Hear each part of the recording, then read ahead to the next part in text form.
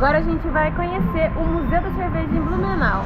Bora? Bora! Vamos deitar na rede, bora, bora. O mergulho na piscina, bora, bora. Partiu cachoeira, bora, bora. E tomar banho de mar, bora, bora.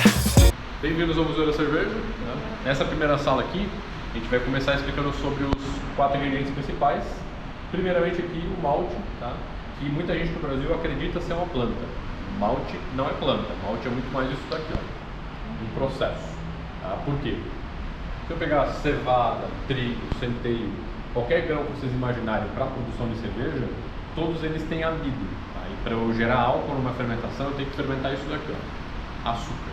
Tá? Como é que eu vou fazer isso? Transformando o amido, quebrando o amido em açúcar. Aí sim eu vou ter açúcar para fermentação, naturalmente eu vou ter álcool também. Tá? Então eu vou fazer o processo de germinação, secagem e tosta desse grão, para daí sim conseguir ter açúcar no final da produção do malte. O malte é responsável pela coloração da cerveja, o açúcar que é o alimento do fermento, e qualquer sabor relacionado a tostado ou torrado vai vir do grão também. Então, fui ali no bar de cerveja artesanal, tomei uma cerveja preta, né, e ela tinha um sabor de café e de chocolate amargo. Por quê? Porque ela levou um pouquinho desse malte torrado aqui. Segundo ingrediente, lúpulo. Esse nomezinho aqui geralmente é mais conhecido pelo amargo da cerveja, que é essa planta que está aqui, né? Esse senhor aqui é parente dessa senhora aqui, ó. Cannabis. Mas pode ficar bem tranquilo, não vou ficar doidão por causa de lúpulo, né? Por causa de álcool com certeza, mas não por causa de lúpulo, né? E aqui no fundo a gente fez uma brincadeira com uma tabela periódica. Ao invés de ser elementos químicos, são variações de lúpulo, né? O lúpulo ele é muito dependente de terroir, tá? Que é um indicativo de que o solo de um local vai modificar a planta. Vocês já tomaram IPA alguma vez? Já? A IPA ela costuma lembrar, por exemplo, manga, maracujá, laranja. Por quê? Porque o lúpulo americano entrega isso. Então, de acordo com o solo onde você vai plantar, ele vai ter uma característica de paladar, de aroma diferente. Terceiro ingrediente, levedura. A gente costuma, às vezes, chamar de fermento. É mais costumeiro utilizar o nome fermento para panificação e o nome levedura para fermentação de bebida alcoólica. Ali em cima, a gente tem as 3 famílias principais de fermentação. A diferença principal entre elas é a temperatura que vai fermentar. Tá? Ale fermenta em temperatura mais baixa, Lager fermenta em temperatura... ao contrário. Ale fermenta em temperatura mais alta, Lager fermenta em temperatura mais baixa e Lambic, que é um tipo de cerveja bem específica, bem mais comum na Bélgica, fermenta em temperatura ambiente. Tá? Então, o que vai fermentar é o próprio fungo que está dentro da cervejaria. Né? Então, como se a cervejaria estivesse viva e vai fermentar ali a cerveja. Tá? Então, as 3 famílias principais de fermentação. Último ingrediente agora aqui, água. É muito comum, praticamente em todo o estado do Brasil, a gente ouvir assim, não, tal cerveja é melhor, porque ela foi feita lá em tal cidade, que a água de lá é melhor. Então, em São Paulo, por exemplo, a Brahma de Agudos. Se a Brahma não for de Agudos, não presta. Seu pai, seu avô só tomava Brahma se fosse de Agudos. Né? Ou Antártica de Ribeirão Preto, lá do Pinguim. Tá? E a gente não precisa fazer mais isso porque hoje existe correção de água.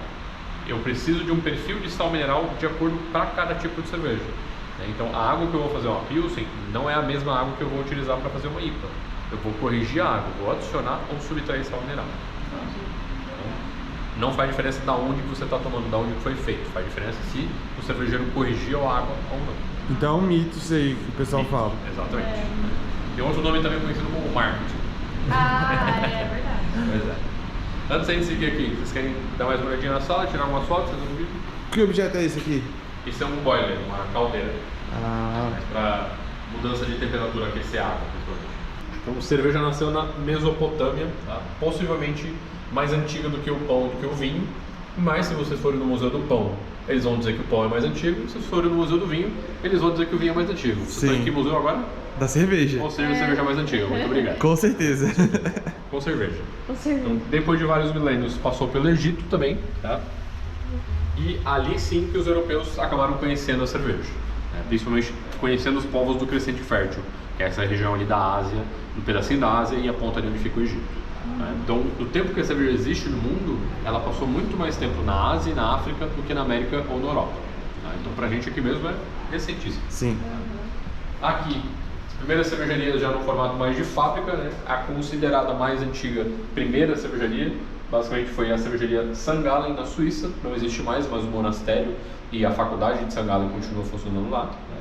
E essa daqui, ó, a cervejaria Weihenstephan, que é a cervejaria mais antiga do mundo em funcionamento ainda desde 1040. Né? Então em 2040 ela vai fazer 1000 anos de cervejaria, é daqui a 17 anos, está bem pertinho. Creio eu que eles vão fazer uma pequena festa para comemorar e vocês estão convidados. Eu não trabalho lá, mas eu tenho licença poética para convidar vocês. Seguindo aqui, pessoal, o crescimento da cerveja na Europa, né? Passando por Bélgica, Inglaterra, Alemanha. Aqui, momento de colonização das Américas, mas principalmente a América do Norte, já que na América do Norte eles foram colonizados por ingleses. Então eles acabaram conhecendo mais a cerveja primeiro. Vocês conhecem essa cerveja aqui, ó? Não. Pilsen Urquell. Urquell? Não. Não conhecem? Essa daqui é simplesmente a primeira Pilsen no mundo. Pilsen só tem o nome de Pilsen porque ela foi criada na cidade de Pilsen, na República Tcheca. Por isso tem esse nome. Tá? Foi criada em 1842, ou seja, ontem. Né? Porque se a cerveja foi criada na Mesopotâmia, isso aqui é extremamente recente. Sim. Pilsen não tem nem 200 anos ainda. A Boêmia tem basicamente a mesma idade que a Pilsen tem, a Boêmia aqui no Brasil, no caso. Né? Então, aqui a gente chega no momento de um pouco de mudança da visão do que é cerveja. Aqui foi o momento que as pessoas passaram a considerar a cerveja um pouquinho mais um produto comercial. No momento de colonização, principalmente da América, e criação das tecnologias de resfriamento. Pelo menos o mesmo país que trouxe essa ideia de cerveja como um produto comercial é o mesmo país que criou a ideia também da cerveja artesanal, Estados Unidos. O que é a cerveja artesanal? É uma grande releitura dos estilos antigos europeus de cerveja. O que é a cerveja comercial? É uma grande releitura dos estilos antigos europeus de cerveja também. Só que aqui geralmente visando um pouco mais lucro financeiro, volume de produção, e aqui visando qualidade de produto e criatividade na hora de produzir. Beleza? Antes de a gente seguir aqui para a próxima sala, vocês querem tirar mais algumas fotos aqui, fazer mais um vídeo? Eu queria saber o que é isso aqui, a Esse é explicação. um equipamento de controle de oxigênio e gás carbônico. Esse equipamento aqui, ele ficou do lado de fora propositalmente, né? Porque como boa parte dele não existe mais, a gente teve que achar alguma forma de conseguir representar como ele era antes. Por isso que foi feito esse desenho diretamente no vidro. Né? A sala toda ela é construída para ter uma identidade, uma aparência de laboratório abandonado. Esses pontos de interrogação, por exemplo, eram panelas de cobre que também não existem mais. Então, boa parte do equipamento não existe mais. E aqui a gente colocou uma receita. Tá? Então tem aqui pesagem de malte, correção química da água, pesagem em tempo de fervura de lúpulo, e é uma receita de Altbier, que é um estilo antigo alemão. Tá? Alt quer dizer antigo ou velho em alemão, e Bier quer dizer cerveja em alemão. É um estilo bem clássico de uma cidade chamada Düsseldorf, no centro da Alemanha. Tá? O alemão ele costuma ser extremamente bairrista em relação à cerveja. Então, se a pessoa é de Munique, ela toma cerveja de Munique. Se a pessoa é de Berlim, ela vai tomar cerveja de Berlim. Se a pessoa é de Düsseldorf, ela vai tomar Altbier, porque é a cerveja de Düsseldorf. Tá? Uma curiosidade sobre esse estilo de cerveja aqui, tem uma cervejaria do interior de São Paulo, uma cidade chamada Votorantim, que é pertinho de Sorocaba. Tá? Não que eu queira fazer propaganda para eles, mas a cervejaria é chamada Bamberg. Eles fazem Altbier, tá? Eles foram para Düsseldorf, que é a cidade que inventou a Altbier, para uma competição, e na competição eles ganharam o melhor Altbier na cidade que os caras inventaram a Altbier. Sério? Caramba! Eu gosto de compartilhar isso primeiro porque para lembrar as pessoas de que cerveja artesanal brasileira não está perdendo nem nada para cerveja de fora. A gente tem um produto excelente aqui no Brasil. Então, antes de conhecer cerveja importada ou dar mais importância para a cerveja importada, a gente tem que apoiar a produção local, nacional. Né? E segundo, é o mais próximo do 7-1 que a gente podia devolver para o alemão depois da Copa do Mundo. Então agora está 7-2. Beleza? Vou mostrar agora para vocês aqui a linha de produção. Primeiro, a gente vai moer o grão, tá? Para facilitar o acesso ao açúcar que está lá dentro. Né? E também a casca do grão, principalmente se for cevada, vai servir como um filtro natural ali para a produção. Depois, braçagem, né? Ou mostura, na verdade, que é o momento que a gente vai basicamente cozinhar esse grão para extrair a coloração, extrair o açúcar por líquido. Filtragem, a gente vai recircular o líquido várias vezes e também eu vou deixar o sólido para trás, eu segui só com a parte líquida. Fervura, onde eu vou extrair o amargo do lúpulo Também vou definir a coloração realmente da cerveja e esterilizar. Se tiver algum tipo de bactéria, alguma coisa assim, já vai morrer aqui na hora, né? Antes de seguir para a fermentação, sempre primeiro resfriamento. Por quê? Como o fermento é um fungo vivo, se eu colocar o fermento no líquido que está a 100 graus de temperatura, ele morre na hora. Então primeiro eu resfrio, aí sim eu vou passar para fermentação e maturação, que é o descanso a frio. Esses dois últimos aqui, em média, dependendo do tipo de cerveja, de 1 a 2 semanas, né, para poder fazer a cerveja, ou seja, em média, de 2 semanas ao mês inteiro para uma cerveja ficar pronta. Inclusive por isso que eu sou sommelier, porque o sommelier é a pessoa que toma, não é a pessoa que faz. Não tenho paciência para ficar esperando um mês o negócio ficar pronto. Muito melhor. Muito melhor.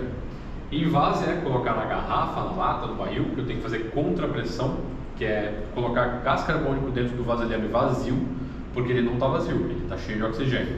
Quando eu jogo o gás carbônico, o oxigênio sai para fora e logo em seguida eu já venho com um líquido ali para encher a garrafa. E esse último aqui, ó, muita gente não dá bola, tá? Serviço. Não adianta de nada a cervejaria fazer a melhor cerveja do mundo e lá no bar a pessoa me lavar um prato de comida e usar a mesma esponja para lavar um copo. Isso não se faz de jeito nenhum. Tá? Por quê? Lá na esponja vai estar cheio de resquício de alimento, principalmente gordura. De tudo que a gente tem na comida, o pior é a gordura, porque cola. Tá? Toda vez que vocês serviram água com gás, cerveja, vinho frisante, refrigerante, qualquer coisa que tinha gás, e a parede do copo ficou cheia de bolinha de gás, é porque o copo estava sujo. Tá? Copo limpo não faz isso. O gás ele só cola no corpo estranho. Esse corpo estranho ou vai ser gordura ou vai ser poeira do ambiente. Tá? Então, de nada. Quando vocês voltarem para casa, vão lembrar da minha pessoa. Eu reparei tudo o copo. Vamos ter que comprar mais uma bucha lá para casa. É verdade. Qual que é o mais correto? Exatamente isso que você falou. Uma esponja para os copos e uma esponja para o resto da louça. Mas dá muito trabalho. Não, é bem tranquilo, bem de boa. Segundo, primeiro sempre lavar os copos, depois lavar o resto da louça. Pode vir aqui no meio, cara. Aqui? Aqui, isso. Ai. Gabriel. Como tá marcando aqui na frente do tanque, pessoal, isso aqui é um tanque cheio de estilo. Por quê? Gabriel tá dentro do tanque, que pergunta que é essa? É simples, né? E na parede, por dentro do tanque, a gente colocou os vários nomes dos estilos de cerveja. Então ali dentro tá marcando Pilsen, IPA, Stout. Então agora a gente tem um novo estilo brasileiro de Brasília / Pirinópolis, que é o estilo Gabriel. E se vocês quiserem, dá pra tirar a foto ou fazer vídeo em 2 pessoas também, porque tem abertura lateral aqui pra fazer isso também. Quem quiser ver essa foto, vai no nosso Instagram, hein? Isso aí. E essa máquina aqui no meio é uma máquina de invase. Catarina Sour, aqui ó, primeiro estilo de cerveja oficialmente brasileiro. Tá? Nasceu em Santa Catarina, mas a gente faz questão de lembrar que é brasileiro, não estilo catarinense. Reza a lenda, a gente não sabe se é verdade ou não, mas reza a lenda de que esse nome aqui é por causa da avó de um dos criadores da receita, por isso tem um H aqui no meio. Por isso que tem um H aqui. Não é por causa do estado de Santa Catarina. Eu acho que é um pouquinho dos dois, tá? Já é pra matar duas cajadadas com uma coisa só. Aqui no centro a gente fez o Manifesto Catarina, tá? Que é um texto um pouco mais poético, falando exatamente da brasilidade dessa cerveja, né? Já que o Brasil é um país muito, muito grande, a gente estava até comentando antes lá fora. É muito comum que algumas frutas só existam em algumas partes do Brasil, né? Então, se pegar Centro-Oeste e parte de São Paulo, vocês vão possivelmente conhecer cambuci. Conhecem cambuci? Já ouvi falar, Então. mas nunca provei. Então, mas é uma fruta muito mais comum nessa região. Aqui no sul não existe cambuci. Quem é do Centro-Oeste e do Sudeste não faz ideia do que é butiá, que é uma fruta que só tem aqui no sul e no pedacinho do Paraguai e Uruguai. Então, inevitavelmente, as cervejarias de cada região vai utilizar a fruta da sua região. Lá na ponta, a gente fez a linha do tempo dela, então ela nasceu em 2014 e somente em 2021 que ela entrou para um guia oficial de estilos mundial. Hoje no Brasil, se não me engano, só falta Acre e Amapá produzirem Catarina Sour também, o resto do Brasil já tem, né? Mas há uma certa possibilidade de eu só não conhecer ainda a Catarina Sour desses 2 lugares e já tem no Brasil inteiro. Pelo mundo, já tem na faixa de 20 países que já fazem Catarina Sour, tá? Já está extremamente difundido. Só, infelizmente no Brasil, muita gente ainda não conhece, porque quem faz Catarina são as artesanais, não são os comerciais. Tá? Então hoje tem muita cervejaria artesanal no Brasil, mas o consumo de cerveja artesanal no Brasil é pouquíssimo. Tá? Eu acredito, na verdade, os números que a gente tem é de que 100% do consumo de cerveja artesanal no Brasil, de 2 a 3% é artesanal, consumo de cerveja geral. Né? Talvez esteja errado, vai estar no máximo na faixa de uns 5%, ainda é pouquíssimo. Pouquíssimo. Você Não, tá vai no crescer país. muito, sim, com certeza. Já era para ter crescido mais. Não sei. A questão, sabe o que é? Nasce muita cervejaria, todo dia está nascendo cervejaria nova, né? Mas o número de pessoas que consomem é que não cresce. Não adianta daqui até 2030 nascer mais 10 mil cervejarias e serem as exatas mesmas pessoas que estão consumindo. Quem não consome é que tem que passar a consumir. Sim, Então, entendi. preciso da ajuda de vocês, por favor, de vocês também. Bora consumir cerveja Bora lá? artesanal. Só, então, já que vocês não conhecem Catarina Sour, vocês vão conhecer agora. Beleza. Aí sim. Não, a que a gente provou ontem foi de maracujá. A gente tomou uma. Essa daqui é outra, essa daqui é uma de manga e pimenta rosa. Ó, então, essa eu não provei ainda. Lembrando que pimenta rosa não tem ardência, né? Pimenta rosa é uma pimenta mais de aroma. Olha, bem servido. Obrigada. Manga e pimenta rosa. Manga e pimenta rosa. É boa? Quantos por cento de álcool? Essa deve ter em torno de uns 5. Catarina Sour, a cerveja sempre vai ser leve. Nunca vai ser uma cerveja muito alcoólica. E é uma cerveja que praticamente não Saúde. vai ter quase nada de amargor. O principal Exato. dela é a acidez. É. A Nossa, mas acidez e eu o sabor da fruta. Dá pra sentir o gosto da fruta mesmo. Dá, não dá? Dá. Bem inverno. Saúde. Saúde. Geladinha. Pessoal, aqui a gente fala um pouquinho mais sobre o Blumenau. Né? Então, por exemplo, essa caixa aqui de entrada, aqui é a primeira chopeira da primeira Oktoberfest de Blumenau. Caramba. Chopeira gelo, né? Então você cobria aqui com gelo para gelar a serpentina que tá ali dentro. E como não tinha cilindro de gás, tinha que ficar bombeando até o chopp sair na ponta. Né? Então, processo contínuo ali, né? Quem ficava na chopeira era só os bombadão para poder servir todo mundo. Imagina. A gente sabe que no Brasil é clássico colocar pinguim em cima de geladeira, né? Então, por isso que isso aqui tá aqui, ó. Isso daqui é uma geladeira, tá? Mas é uma geladeira à base de bloco de gelo. Não funcionava com energia elétrica. Então colocava aqui bloco de gelo deitado aqui no fundo, sal para manter a temperatura, porque era um isolante térmico, e serragem, porque quando o gelo começasse a derreter, a serragem ia absorver toda a água. Então, direto. Posso mostrar para vocês a lata mais bonita da parede? Por favor. Olha quanta latinha. Pai, essa aí é pra você, hein? Meu pai coleciona latinha. Ele tem essa, que é a mais bonita de todas. Ah, acho que ele ia preferir outra, hein? Ô, louco, meu. Mas Ah. muita gente gosta dessa. Muita gente gosta dessa também, né? Brincadeira, tá? Essa Se- não é a mais bonita. Se fosse do meu pai, tinha que ser Fluminense. Tem também. Vou mostrar agora de verdade agora qual que realmente é a mais bonita, tá? Vocês acharam que eu entrei meu coringão, mas você é louco de forma boa. Gente achando que ia mostrar uma família. Aí, pai, essa é pra você, ó. Aê! Muito legal essa parede, hein? Nossa, gigante. Já que você é de Campinas, torce pro Guarani, talvez?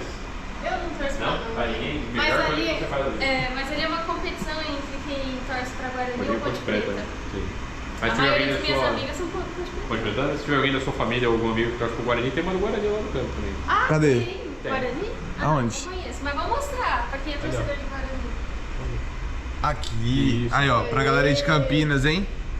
Aí, ó, galera, falta 634 latinhas pra eles completarem a parede, hein? Então, Pode mandar latinha pra gente. Eu passo depois o endereço ali pra vocês. Pode mandar direto aqui pro museu que a gente vai colocar na parede aqui. vai estar na descrição do vídeo. Exato. Pessoal, essa aqui é uma máquina pra colocar rolha na garrafa. Ah, que interessante. Então aqui ó, a gente tem um passo a passo de degustação, né, para as pessoas terem uma ideia de como é a forma um pouco mais correta de tomar cerveja. Começando que o brasileiro deveria tomar assim, mas ele toma assim na maior parte do tempo. Por quê? Quanto mais gelado tiver o líquido, menos sabor você sente. Tá? Como, não vou falar nomes, né, mas algumas cervejas brasileiras não têm o intuito de entregar sabor, o intuito delas principalmente é entregar álcool, né, embriagar e matar calor. Quanto mais gelado tiver, menos você vai saber o quão ruim de paladar elas são. Tá? Então você toma super gelado. O europeu, quando ele vem visitar o Brasil, ele fica de boca aberta porque ele não entende por que o brasileiro toma cerveja tão gelada assim. Né? Da mesma forma que quando o brasileiro vai para a Europa, toma uma cerveja e diz que está quente. Não está quente, está resfriada no nível correto. Né? Tem alguns países que realmente poderiam tomar um pouquinho mais gelado, eles tomam temperatura basicamente ambiente porque preferem. Tá? Então, depois de acertar a temperatura de consumo, a gente vai ouvir quando abre uma garrafa ou quando abre uma lata para saber se ela tem gás ou não. Vai fazer aquele tss quando abre ali na hora. Lembrando que alguns tipos diferentes de cerveja não tem muito gás. Boa parte das inglesas, por exemplo, são cervejas de baixíssima quantidade de gás. Então não tem que fazer muito barulho. Servir da forma correta, né? Sempre nessa angulação de 45 graus, e você vai subindo o copo bem devagarzinho. Né?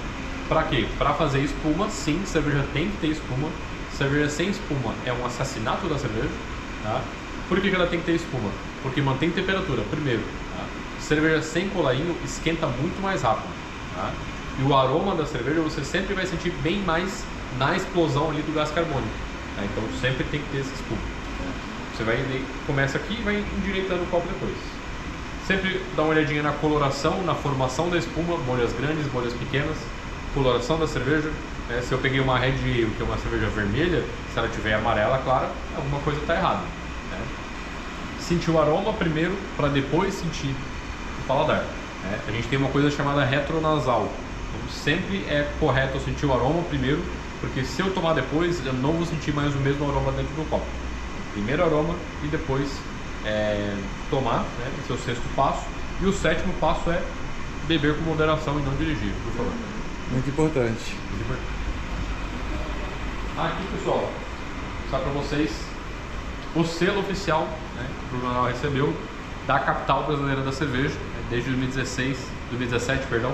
Blumenau é oficialmente a capital brasileira da cerveja, né, e a gente colocou esse selo em cima desse estante aqui. Tem vários modelos de caneca, inclusive essa daqui, ó, é a primeira caneca da primeira Oktoberfest do Blumenau, 1984. Vocês sabem por que existe o Oktoberfest no Blumenau? Não. Querem chutar alguma coisa? Querem arriscar? Não. Arrisca aí, pô. Eu acho que é porque é a capital da cerveja. Já errou. Não, mas virou a capital da cerveja em 2017. Ah, tá. 30 anos Quer depois, chutar mais alguma quase. coisa? Não. Por causa da origem alemã, né? Da imigração também. alemã pra cá. Eu também. Ah, então. Primeiro, as pessoas que colonizaram Blumenau eram alemães? Eram alemães, mas eram alemães do norte da Alemanha. Quem é do norte da Alemanha não tem essa cultura de Oktoberfest. Essa é uma cultura do sul da Alemanha, da região da Bavária, Munique. Blumenau sempre passou por inundações, enchentes. Tá? Em 83 a gente passou uma enchente gigante, tá? Durou quase um mês.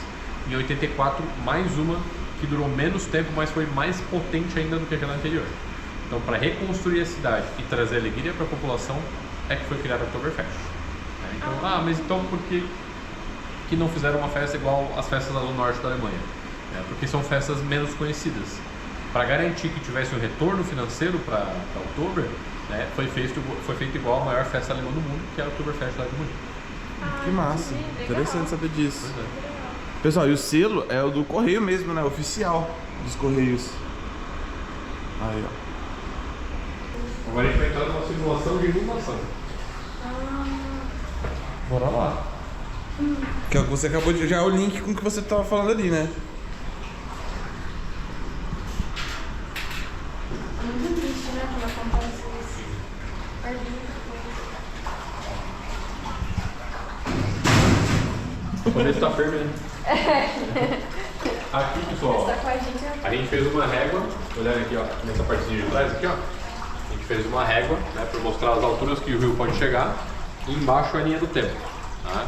Então, só para você ter uma ideia, para pegar água aqui no centro, que é onde a gente está agora, o rio precisa bater no mínimo 12 metros de altura, tá? 1880, 17 metros de altura. Ou seja, onde a gente está agora bateu 5 metros de altura de água. Muita coisa. Conseguindo aqui a linha do tempo, a gente tem essas duas aqui, ó, 1983 e 1984, que são as duas que geraram a Oktoberfest, 15 metros. Então, no mínimo, daria 3 metros de água. Essas duas aqui são as duas mais recentes, né? Nível bem mais baixo de água, né? Mas a gente tem um outro grande problema agora, que é isso aqui, ó, que é o deslizamento de terra. Porque para o deslizamento acontecer, o rio não precisa estar cheio. Isso aqui é simplesmente chuva, quantidade de chuva. Vai umedecendo o solo até o momento que ele vai desabar. Blumenau tem 172 anos a gente já passou por 94 inundações. Isso está quase bem próximo de uma média de uma inundação a cada 2 anos. A gente montou esse corredor aqui não só para falar do Oktoberfest, mas também para falar principalmente da resiliência, né, da força de vontade de quem está aqui em Blumenau. Muito legal. Quer dizer, legal a resiliência, enchente não. Esse é um comentário bem comum. Às vezes, quando eu me lembro, eu dou uma zoada com o cara das pessoas e falo assim: nossa, cara, você achou legal a enchente? A pessoa, não, calma. De quem que é essa frase? Da pessoa que criou o texto que vocês vão ouvir agora aqui no vídeo. Né? Ah, tá. Então, primeiro eu vou entregar para vocês a segunda degustação aí, tá? Opa! Essa é qual? Essa é uma cerveja chamada Frida. Uma Belgian Blonde Ale.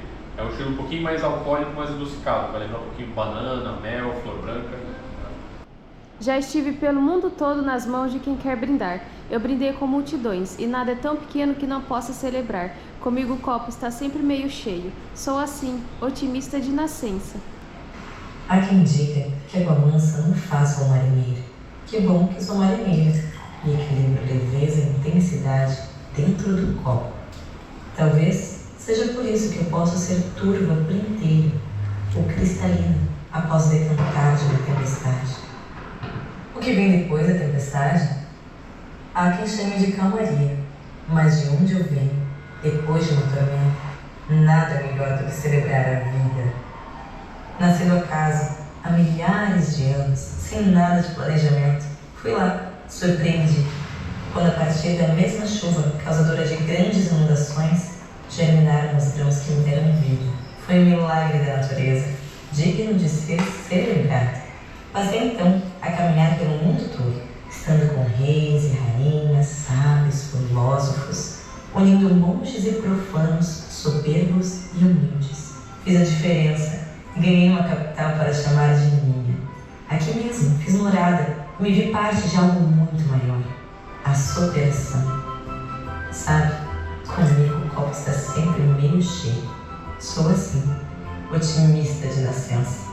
Quando me fazem, penso no futuro e em tudo que eu posso ser, e que bem equilibradinho, um bocado de amargor pode deixar a vida bem mais interessante.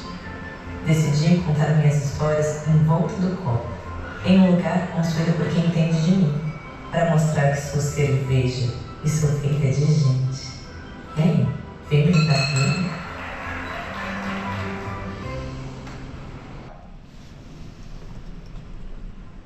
Como o dia 25 de julho é o dia da imigração alemã no Brasil, a gente tem no final da visitação essa pequena exposição aqui de trajes típicos alemães ou da Prússia também, que foi um país que foi antes da Alemanha, né? A gente tem trajes da região da austríaca, trajes poloneses, trajes bávaros, que estão ali do sul da Alemanha, traje de Braunschweig, que é a cidade onde o Dr. Blumenau foi morar quando ele voltou a morar na Alemanha. Tá? E essa exposição aqui vai ficar até provavelmente até o final de outubro. Então quem fizer a visitação nesse período, até ali período da Oktoberfest, vai poder dar uma olhadinha aqui. Mas pra quem não veio nesse período, tá aí, ó, pelo menos o registro está feito, Exato. podem conhecer.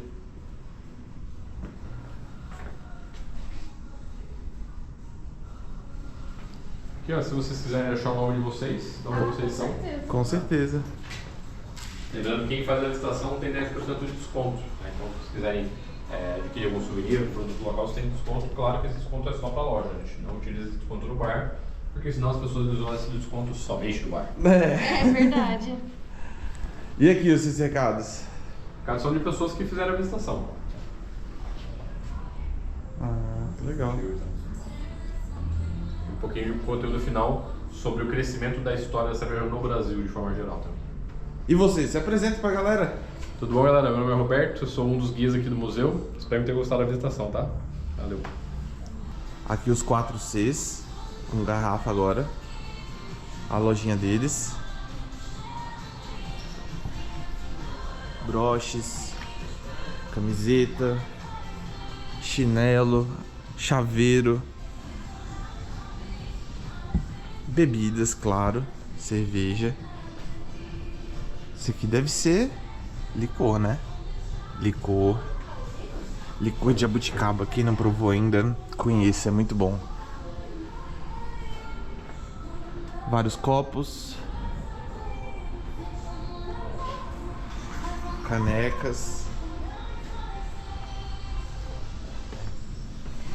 Aqui tem camiseta também. Boné.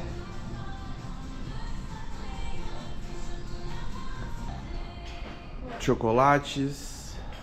Doces. Café. Achou os imãs? Achei.